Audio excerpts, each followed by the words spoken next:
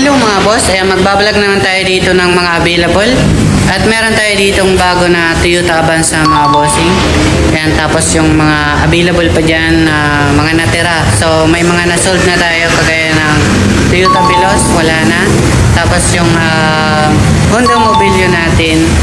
And dyan, yung mga available pa dyan na mga bagsak presyo mga boss. Okay, so vlog September 4, 2025. Tara, check natin.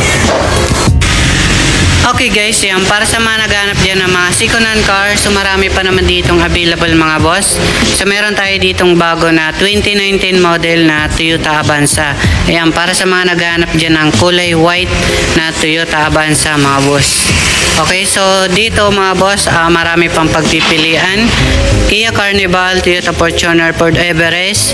Ito naka-reserve na, meron pa tayo dun mga van, pick-up at SUV. So panoorin nyo na lang tong buong video para makapagpili kayo dito, okay? Bago ang lahat guys, don't forget to like and subscribe para palagi kayong updated sa mga bagong video natin. Ayan, open test drive naman kami, open cash financing and trade-in. So tara, check na natin. Okay guys, yan, para sa mga naghahanap ng mga second-hand car, marami tayo ditong pagpipilian. Meron dito sa Cubao, Quezon City, and Antipolo Warehouse. Para sa mga naghahanap dyan ng Toyota Fortuner 2022 model, manual transmission, 4x2 ay nagkakarga ng 1,190,000. Para sa mga naghahanap naman dyan ng Jetor 2024 model, automatic, brand new condition, ay nagkakarga ng 1,990,000. Para sa mga naghanap naman dyan ng Nissan NV350 2017 model, 18 seaters na siya, ay nagkakarga ng 670,000. Para sa mga naghanap naman dyan ng Toyota Avanza 2017 model, 7 seaters na siya, ay nagkakarga ng 450,000. Para sa mga naghanap naman dyan ng Ford Everest Titanium, naka-sunroof na kayo, automatic, ay nagkakarga ng 750,000. Para sa mga naghanap naman dyan ng Toyota Elite na Super Grandia, pang sosyal ng sasakyan, ay nagkakarga ng 2,550,000. Para sa mga naghanap dyan ng Toyota Avanza 2016 model, manual transmission, ay nagkakalaga to ng 430,000. Para sa mga naghanap dyan ng Honda City automatic 2014 model, ito guys ay nagkakalaga ng 390,000.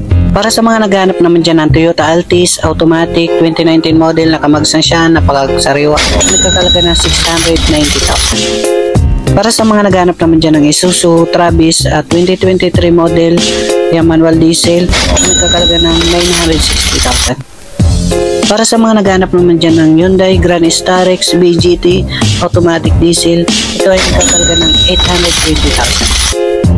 Para sa mga naghanap naman dyan ng Toyota Fortuner 4x4 2014 model, automatic, B-variant, nagkakalaga ng 800,000. Para sa mga naghanap naman dyan ng Suzuki Carry FB Type 2022 model, ay nagkakalaga ng 450,000. Para sa mga naghanap naman dyan ng Nissan Navara Pickup 2023 model, automatic, ay nagkakalaga ng 960,000. Para sa mga naghanap naman ng Isuzu D-Max 2019 model, manual diesel, ay nagkakalaga ng 555,000. Para sa mga naghanap naman dyan ng Hyundai Stargazer automatic 2023 model, 15,000 mileage, ay nagkakalaga ng 730,000 na lang.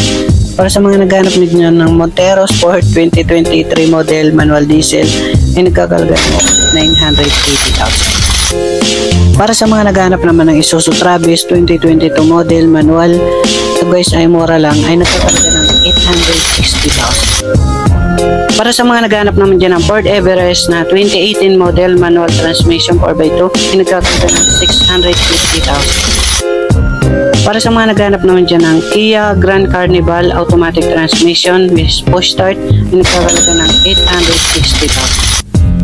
Para sa mga naghanap naman dyan ng NV350 Premium 2020 model, ito mga boss, nagkakalaga ng 950,000. Para sa mga naghanap naman dyan ng Toyota Super Grandia automatic diesel, ito mga boss ay nagkakalaga ng 1,200,000. Para sa mga naghanap dyan ng Honda BRV 2021 model automatic, ito guys ay nagkakalaga ng 700,000.